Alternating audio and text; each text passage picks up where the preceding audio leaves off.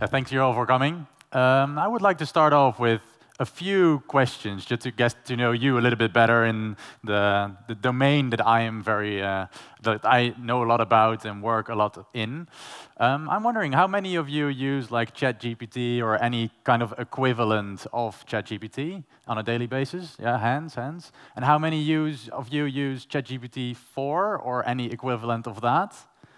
I already see. So I think for the first one, it was about 70% maybe, and then the GPT-4 is about 10%. So I think there's a lot of work to do here to understand the differences between those things and what is possible if you really use the most powerful AI models. Because the difference between the IQ of 3.5 and 4 is massive. It's 125 compared to 80. So I think you can imagine what type of different use cases you can use for that. And within your businesses, do you already use AI? Maybe hands for that, on who really has like a big AI project within their business? Okay. And how many of you are still skeptical about the use of AI in your business? It's very little. Oh, that's really good news, I would say. Yeah, but that's like impressive, I would say. This has never been so many people that really believe that this is the future.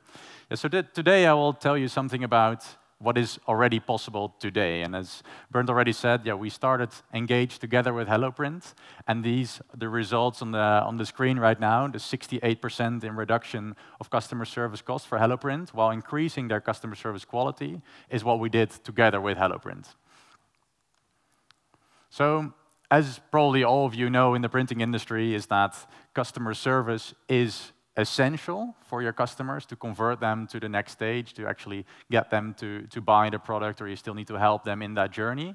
But it's also a very complex product to do customer service for. It's knowledge intensive, and that leads to a wide range of questions. You don't have like this kind of Pareto effect where 80% of the questions are all about exactly the same question.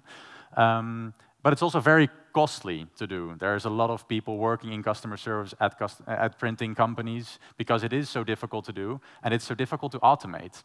And that's also what HelloPrint has tried to do for the past 10 years. They've constantly tried to automate this process, but at the same time, they knew how essential their customer service was to really convert this customer. So they always tried, but then it was like, yeah, okay, but the result here is not good enough to actually get those customers converting and keep them from coming back. So we founded this company together with the founders of HelloPrint, and that is a major advantage to us because we really understand the problems that are there in the printing industry. And we had a team of 100 agents that we could constantly test with and work with to actually make the product that they really need. Really develop this out of a problem instead of trying to just build something cool because you can. And besides that, we also have a customer service BPO, which does customer service for scale-ups. And therefore, we had another 100 agents that we could also consult. And constantly, if we actually built a feature, we could go up to them and ask, hey, how are you using it? We had really rapid feedback, and we knew what it was like to scale customer service teams for our own company, HelloPrint, but also for other companies. So we know what the common denominator is here. So, but why should you use AI to try and automate customer service in this case? Because yeah, you had like a lot of software solutions before as well, right? Which could give an answer to a question, or they would try to detect what you're talking about, and based on that, they would try to give you an answer. But the important and really powerful thing about AI, which wasn't possible before, is that an AI understands the context. It understands what you're saying, and it understands what might be relevant in this scenario to do in order to help this customer. And based on this understanding, it can reason, and it can take an action as well. So it can actually think, okay, now in order to help this customer, I have to make a cancellation, or I have to change a delivery address, or I have to try and help them with understanding what a page is in a booklet. Is that the sheet, or is that the page, or is it the two sides? Is that one page? And with that, And with the output of an action, so for example, we successfully canceled your order, or we successfully changed the delivery address or not, or we retrieved all kind of order information where all the information is about the order, it can take that into its reasoning again. So it can do this loop of taking an action, and then based on the response, it will go ahead and think along and think about, okay, what do I need to do next? And this is a really powerful concept, and we use this concept to develop our own AI customer service agent that can work exactly to the use case that we're deploying it for. So in this case, HelloPrint, where we trained it, or we basically feed all kinds of knowledge into the model. So we include the knowledge bases, we included all the website content, the product information that they had, but also business processes. So we would need to know, when is it still possible to cancel an order? Or when is it still possible to change your delivery address after ordering? Or what are the requirements, actually, to place an order? And so we fed all of that into the system. The large language model interprets that information to understand, okay, how does HelloPrint work in this case? And it understands that context. It understands those processes, and based on that, it can make a decision and generate a response and take an action. And we do that specifically for the companies we implement this for, because we know we cannot make like a general solution that you can just very easily configure, because it will probably not capture the complexity of your business. So we need to make sure that we can configure this exactly, so as the same, you would introduce your new customer service agent into the company and tell them, hey, this is how we work, this is how our processes work, and this is how you should do with these scenarios. And we use all that to power our products. So we have 3 products. It's an agent assist, which really helps your customer service agents to work way more efficiently and faster, and to not have to deal with all the repetitive questions all over again and having to type everything itself. But they're also able to work in the same environment. So often you will see that customer service agents, they work in their customer service inbox or in their CRM, but at the same time they have to work in 4 other systems where they have to do finance and order operations and logistics. But we can combine all those actions into their inbox where they're working in, and they can take actions directly from there. So they can just stay in their working environment without having to switch all the time. Then we have the Solve and Support product, which is basically the agent assist, but now it's fully autonomous. So there is no agent in between. We can do everything fully autonomous. We help customers fully autonomous, and that way we help them. And once we identify, okay, this is something we are not meant to do, or we don't know how to help them, then we forward this customer to a customer service agent. And then we have our last product, which is an insights product, because we really believe that it will be, we already see it happening now, of course, but definitely in the future, there will be way less people doing customer service, and most of the conversations will be done by an AI. But at the same time, all the feedback that you get in your customer service center about your products and your services is super important to understand. And also to share those insights across your departments, which is already quite difficult to do, is very important. So insights helps you with basically talking to all your customers at scale and being able to understand them, even though your human agents don't have those interactions with them. So in this way, we are able to create AI customer service agents that are better than humans. This is really what we aim for. This is our goal, and we see in many scenarios that we are already able to do it today. And that makes it really cool. So I would like to give you a short demonstration of our products, so you get a little bit of an idea of how it really works. And those scenarios are from real customers or real scenarios that HelloPrint sees.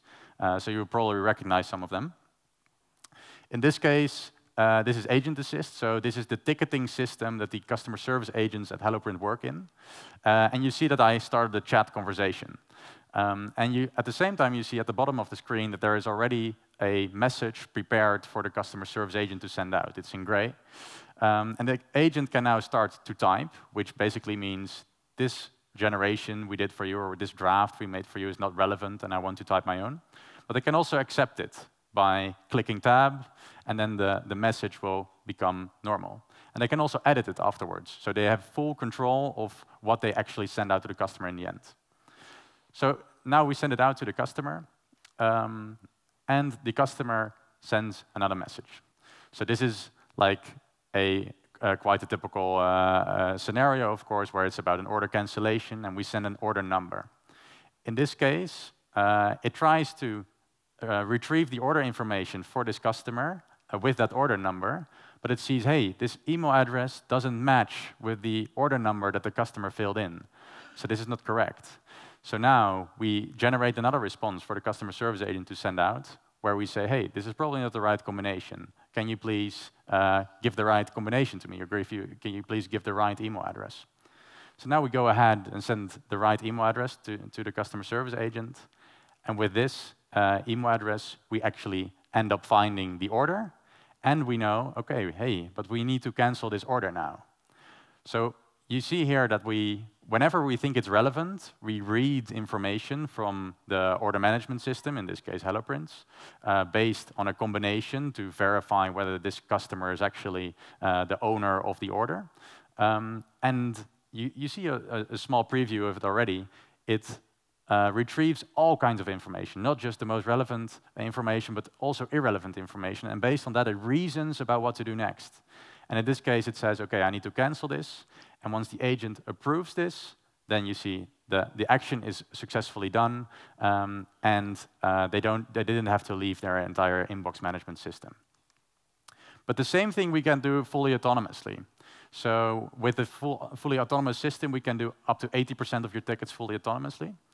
And in here, I will again ask a very specific printing-related question, I would say, which is also relevant for today. I have an event on the 2nd of February, for example. I have placed an order, and I send an order number, but I haven't received an email that it has gone into production. Can you check the delivery dates? So it's like a super specific thing for printing that doesn't make sense for shoes or anything else, but it understands this context. And now it retrieves, again, all the information about this order, also the irrelevant information, but it knows, OK, what is now relevant to communicate to this customer? We never programmed it specifically to say, OK, here is your awaiting payment, or you can pay it via this link, or those are the delivery rates, and give a list of the products that are in there. But it understands this customer is inquiring about whether it will be on time and why it's not in production yet, and that there was an email. And it understands this is relevant information now to give back to the customer. And lastly, it also notifies the customer that the artwork is still required, which is also very specific for printing, and it directs the customer to the place where they can actually do that upload. But in this case, the product or the products or the order is too late for the customer. So they go ahead and say, can you please cancel the whole order? And now it thinks, OK, what do I need to do next in order to help this customer? I need to go ahead with a cancellation. So it actually says, hey, we have successfully canceled your order. And now you will see before there were actions required, because remember, we had to do still to do the payment and the upload of the artwork. And after I refresh this page, it's canceled. So that's how we resolve full customer service inquiries, fully automated, which is a major benefit, of course. And then we have our last product, the insights product. So I give this is a short scenario, and I think you're all familiar with the scenario. Initially, I ask, hey, what are the main complaints about roll-up banners? I want to know, okay, what is happening with people ordering roll-up banners? And the main complaint about roll-up banners is that they keep falling over. I think you're probably all familiar with this problem. But what is really interesting about this is only when it becomes actionable. So we ask, hey, but how can I prevent this in the future?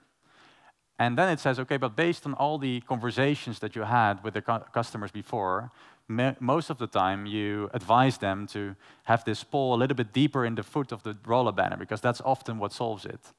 And maybe you should instruct all your first-time customers that never ordered the roller banner before, you should send them an email with the instruction video about how to resolve this issue. And maybe you should also include it on your product page. So now you can take those insights from all those conversations, and you could do this from any product. You could easily ask a question and get an actionable insight across your departments. So, and based on those products, we had massive results at HelloPrint. We scaled down the customer service team from 100 to 32 agents, which is, of course, a massive improvement. We increased our conversion ratio because we can offer service almost instantaneously. It depends a little bit, of course, on the question that we get. But for most of the cases, we can answer it directly, also outside of office hours. So we see an increase in customer engagement of 81%, which is, of course, huge. And it's actually funny because I had to submit this presentation a month ago. And back then, the autonomous resolved conversations, so out of all the conversations that we do, how often do we successfully help the customer? Or how often do we need to hand it over to a human agent? In this case, we did 62% fully autonomously. But a month ago, it was 62%, and now it's 70%. So you can actually see that it's improving over time because we understand, we make it understand your business better. It gets better at understanding your processes and your products. And based on that, it will continuously get better, and you will be able to increase your conversion or your deflection rate. So, are you interested in learning more about how you could do this for your own business, or do you just want to get in touch and discuss this? Fully open to get in touch with you. I'll be around in the next few days, and thanks for listening.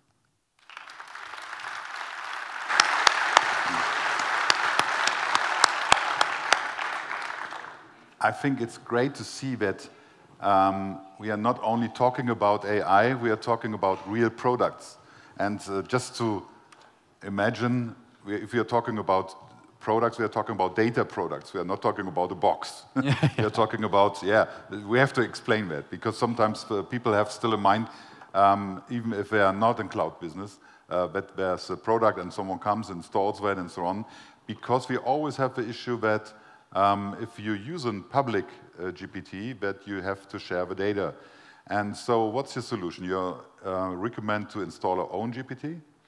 Yeah, so you can have an enterprise-level GPT. Yeah. So then you make sure that no information is saved to actually train on later on. Mm-hmm. So you make sure that all the information is still safe. You can use solutions like Azure for that, for example.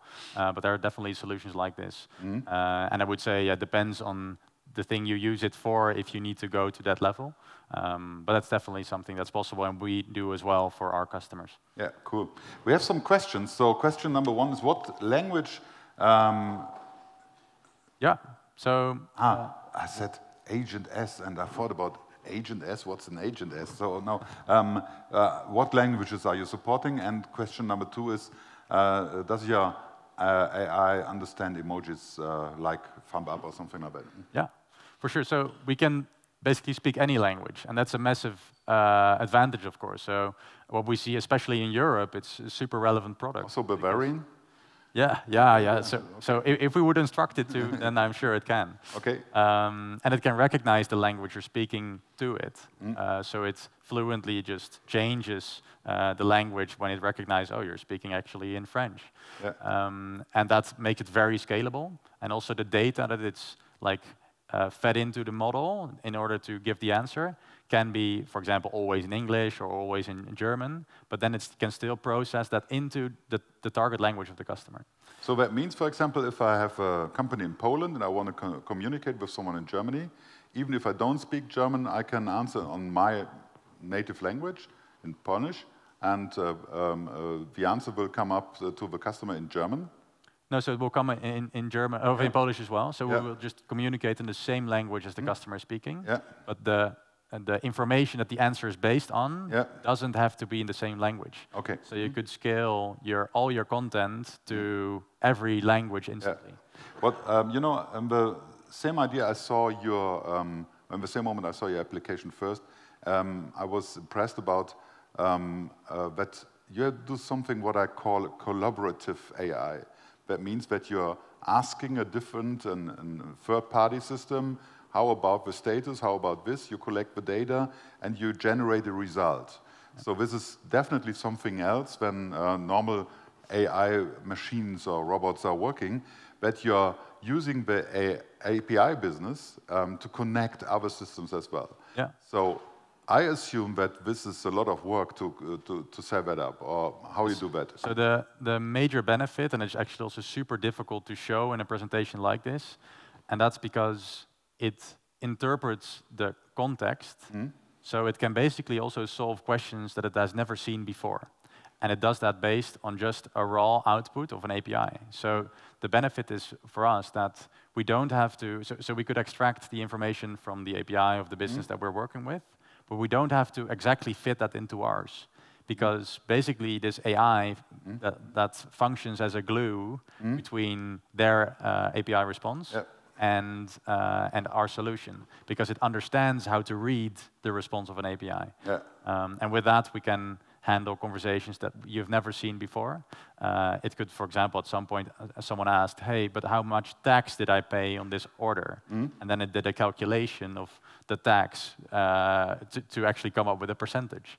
So that's something we've never programmed, but it can do it. I assume that tonight you don't have a chance to even to have one sip of your beer, because there are many questions. Right now we have a bunch of questions over there. So one question, for example, is that's impressive what you're doing. So what do you see in the future? How far can this go? So that's a question like, at what time God stopped to develop something? So one short answer on this, because we have more questions. Yeah, it will go very far. So it will go more into also proactive service, and it will become more complex processes. We will be able to solve those. So yeah, really expect to basically see changes across your entire business. Okay. So if I want your AI product on our shop, can we use your already done efforts for optimization to save time and go online sooner? Yeah, so I think what the major benefit is for us, and I also tried to touch on that in the presentation a little bit, is that we understand customer service. We know firsthand of how it works and how, in this case, for example, print works as well. And because we have that understanding, like, implementing a solution like this is just not just saying, okay, turn it on. It's like really understanding the problem and understanding how you can solve it. And to that extent, it's for sure much easier for us to go live now for another customer, because we do now know, okay, those are the problems that they will probably have, and we need to make sure that we cover those as soon as possible. Yeah, so it's pretty cool. Did you lost customer? Are the customer happy with AI? No, we didn't lose any customers yet. Maybe you never know. Maybe we're at some point too ambitious. But I think, like everyone, normally the expectations of people are too low. So people don't know what is really possible. So only at the point where people really start to implement this, they are amazed by what is possible. And then they start to think, oh, but then it could also do this and this and this and this. And then maybe it starts to get a little bit too crazy. But yeah, it never underperformed. Yeah. Another question from Steffen, it's if I use the solution from you, or parts of it, where's the data? Or does it stay with us in the system? Where's the data? It's all private. So we don't share any data across customers.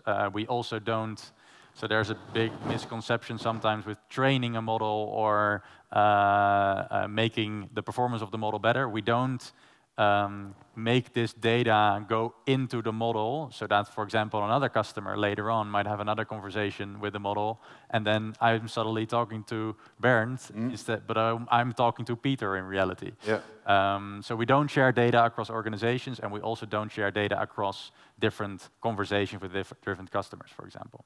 So it's a very safe solution, and we know that this is really important as well. So we are working on ISO 27001 and SOC 2 as well to make sure we do this properly. Cool. Okay, so there are some more questions, but now I just see a watch. So if you switch again to the questions, back to the questions, please. So if we don't do that, I have some other questions. So anyway, if I want to use your application, of course I have to pay for that. So what's your cost model? It's pay per use? Is it that you're offering me a plan, a monthly plan, or what's your idea about? So the pricing in this industry is like really undetermined yet. It's quite difficult because where software is like quite super scalable with low cost, AI is like you have to pay for everything you do. Yeah. So we're moving towards a platform fee plus a fee per ticket, for example, that we completely resolve. And that's how we would do it, yeah. So the final plan is to make you a rich man, right? Yeah, that's not the goal out of itself. I think we love to build cool products.